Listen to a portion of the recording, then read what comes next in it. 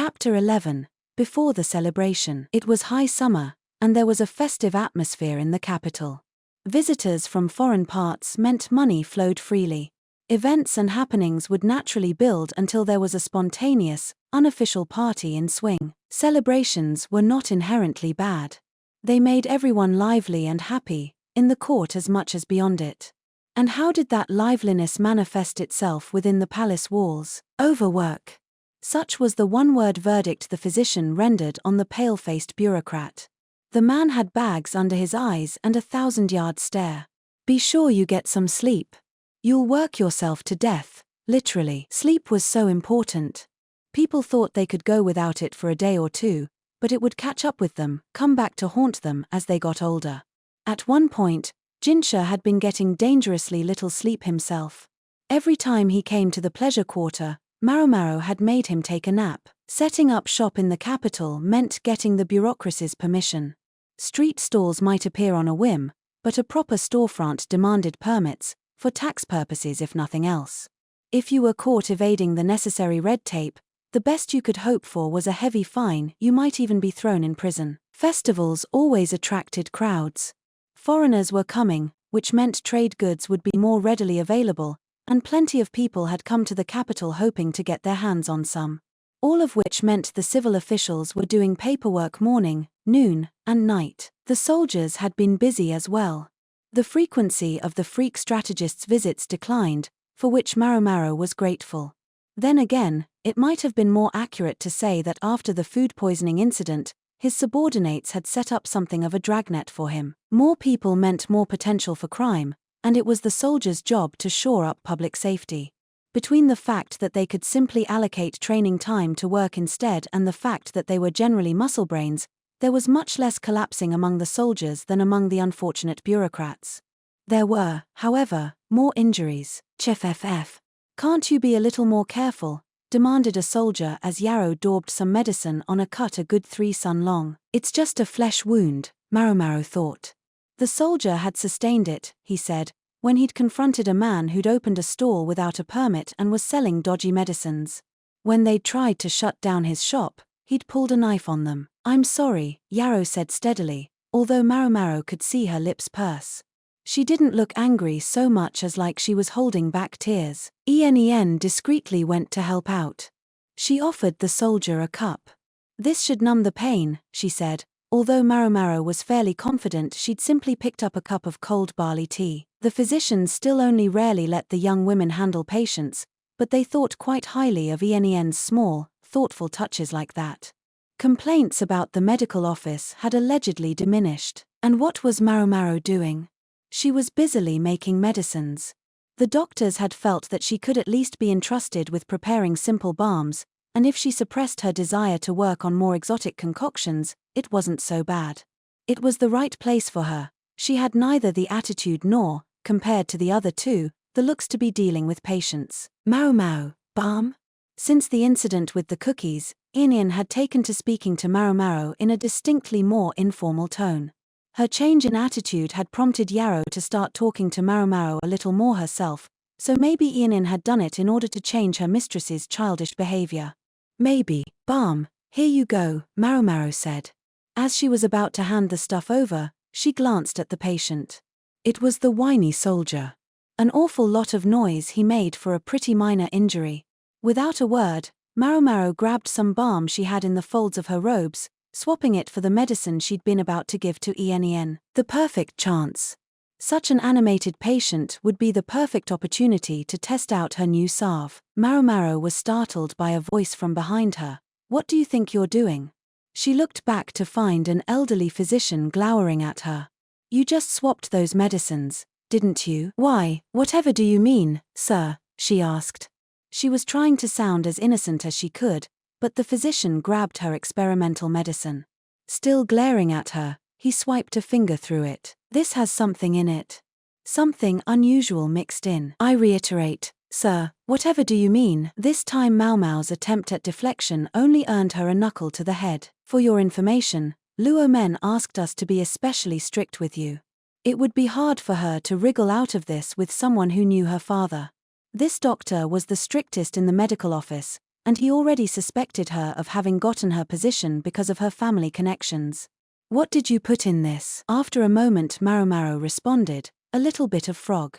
She'd heard frog oil was supposed to be good and wanted to try it, but it had proven hard to get oil from frogs, and in the end she'd only been able to make what the doctor was currently holding in his hand.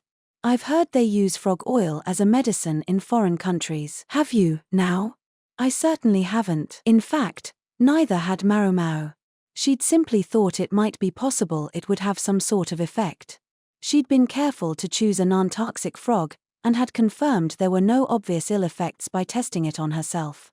She wasn't savage enough to subject someone else to a concoction she hadn't even checked for toxicity. "In any case, I'm confiscating this." "What?" "No." Thus she found her medicine taken away. And after she'd spent her day off scrounging around in the rice paddies. "Did you say, frog?" Yarrow asked, her face pale. It looked like she couldn't believe what she was hearing. "You would put frogs in medicine? There must be something wrong with you." Maomao dug in one ear with her finger and ignored her. She must have been over the line, for Ianin nudged her with her elbow.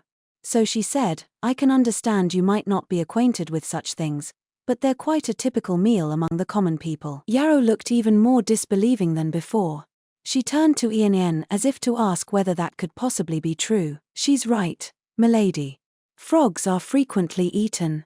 You might also be interested to know that sometimes people try to pass off sliced snake meat as fish." Whatever color was left in Yarrow's face drained away at the mention of snakes. "Don't worry, I'll make sure no snakes end up on your table," Ianin assured her. "I would be perfectly happy to see them on my table," Maomao offered.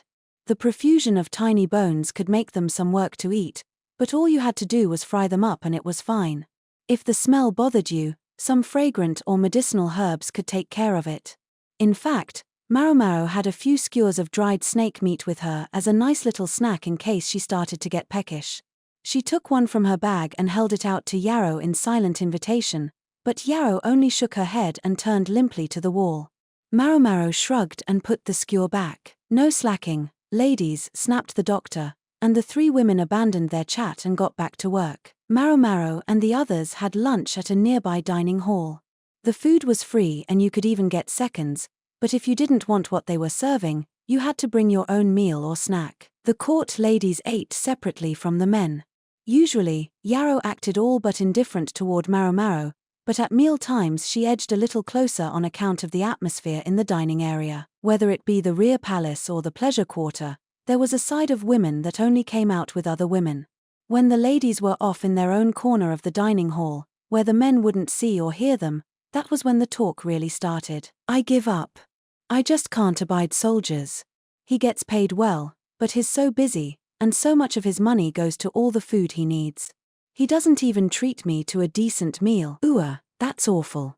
But civil officials aren't so great either. That one who chatted me up the other day? Remember him?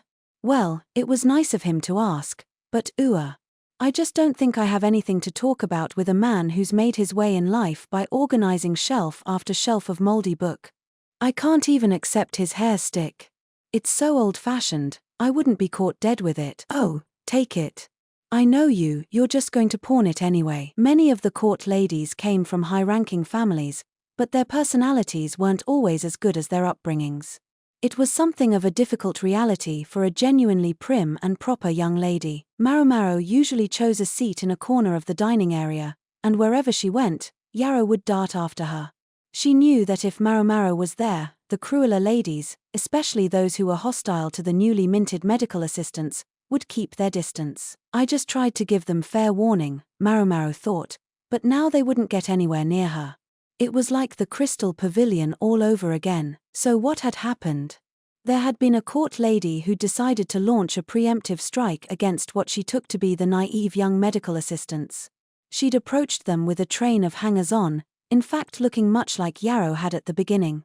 But where Yarrow had obviously been passionate about her work, this woman gave the impression that she was mostly at the palace in hopes of landing a mate. The way she seemed to have a different male dining companion at every meal, it was almost as if she took pride in being a woman of easy virtue. Maomao couldn't help but notice a rash around the woman's mouth. "It seems you have a substantial number of partners," she'd said. Are you aware of the risks of illness? She was just making sure. I wouldn't be with a man who was sick, the woman had said, whereupon Maomao had told her about how sexually transmitted diseases could be present but dormant, and how even if her partner wasn't sick, one of his other partners might be, and the illness could still be passed to her. She wasn't the only one who could sleep around, after all. Finally, Maomao had explained that several sexually transmitted diseases could be communicated at once. Have you been feeling tired? She'd asked. Any swelling or soreness in your private areas? Or bleeding, for that matter? As Maomao had proceeded with her questioning, the woman had grown paler and finally vacated the scene. Maybe, Maomao reflected, it had been a misjudgment to handle her the same way as she did the courtesans at the Verdigris house. But if the woman wasn't treated promptly, her nose might rot and fall off. Maomao had been talking to the woman very much in earnest, but meanwhile Yarrow's face had been bright red. Inan must not have known much about sexually transmitted diseases, for she had been taking copious notes. Now, to return to the present moment. Today's meal was kanji, soup, and one of several side dishes. Choice of sides was free, but show up too late and they might be out of your favorite. We mentioned the small quantities of food, but that was because in general, full meals were served only in the morning and evening. The afternoon service was essentially a large snack. For her side dish, Maomao took steamed chicken with cold vegetables. Meat dishes were popular and always went to the early birds. The other two women took the same thing. Just so you know, I'm not copying you, Yarrow said. I didn't say you were, Maomao thought. In its own way, her behavior was sort of charming, and ever since she'd had that realization, Maomao had started to develop an affection for the other court lady. She was an awful lot easier to deal with than a sycophant who kept her true intentions hidden. The other side dishes included fish and something vinegared. The fish did look a bit like snake meat, if you squinted. Maybe that was why Yarrow hadn't wanted it. Call her twisted, but the realization made Maomao want to tweak the young woman just a bit. They set up camp in their usual corner, but whereas Maomao normally ate in silence, today she said, they say some sort of foreign dignitary is coming, right? It had been all the talk recently. Did you know that in the desert, snakes and lizards are considered important sources of nutrients? They eat them all the time there. Food culture differs from place to place, as one would discover quickly by going west, and indeed as Maomao had learned firsthand on her trip to the western capital. She hadn't gotten to do any sightseeing as such, but there had been a lot of strange offerings at the street-side food stalls. Suirei, with her aversion to snakes and insects, had been at her wits' end, Maomao recalled with a warm glow. Maomao, Enin said, giving her a discouraging look. Yarrow's spoon was frozen in midair. I'm not hungry anymore, she said, putting the spoon down. It looked like Maomao had gone a bit too far. Lady Yarrow, you need your food, Ien said. I might have some appetite for a snack, Yarrow replied, still looking a little miffed. Inen thought about it for a second, then produced a cloth packet she unwrapped to reveal a bamboo cylinder, a canteen. The cafeteria servings were never enough for Yarrow's voracious appetite, and Ien was always prepared with a supplement. You can have this after you finish your meal, she said, glancing Yarrow's way. Yarrow grumbled but started in on her kanji again. She knows how to handle her, Maomao thought. As for what was in the canteen, Inen got a bowl and emptied the contents into it, revealing something sweet-smelling, translucent, and moist. That's your snack, Maomao said. Yarrow really was rich. This was a luxurious treat. The perfect summer dessert. It even showed up in Empress Gyokuyu's evening meals every once in a while. It's Lady Yarrow's favorite, Ien said. She accompanied the remark with a finger to her lips, correctly guessing that Maomao knew what the dessert was. Here I thought she was looking out for Yarrow. It was cruel, what she was doing. Was this, too, in the interest of helping Yarrow grow? It's a little warm, but it's still good, said Yarrow, digging into her jiggling snack with gusto. The name of the dish? Hasma. The nature of the ingredients? Frogs' reproductive organs. For Yarrow's sake, Maomao decided not to say anything.